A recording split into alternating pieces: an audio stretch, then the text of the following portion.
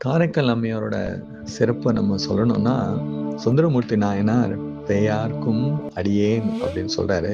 காரைக்கால் அம்மையார் கூட தன்னை சொல்றப்போ காரைக்கார் பேய் அப்படின்னு தான் சொல்றாரு. ஆனா சேக்கிழார் பெருமான் பேயார் புராணம்னு பண்ணல, பேர் வைக்கல.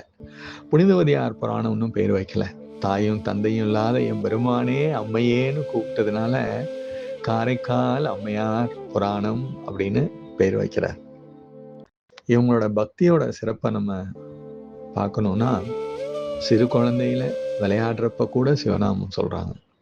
அடியார்களோட திருவடி விளக்கி அடியார்களுக்கு அன்னம் படைத்து அவங்களுக்கு தேவையான துணிமணிகள், பசும்பொன், ரத்தினங்கள், தேவையான எல்லாமே கொடுத்து வணங்குறாங்க. சிவன் அருள் பரிபூர்ணமா இருந்தாலும் தன்னோட கணவனுக்கு ஒரு மனைவி எப்படி சேவை செய்வாங்க, எப்படி இருப்பாங்க, அதே மாதிரி இயல்பா அவங்க இருக்கிறாங்க.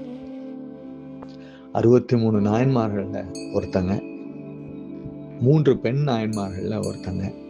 நீங்க கோயிலுக்கு போனீங்கன்னா 62 நாயன்மார்களும் நின்ற நிலையில இருக்கிறப்போ காரைக்கால் அம்மையார் மட்டும் அமர்ந்த நிலையில இருப்பாங்க.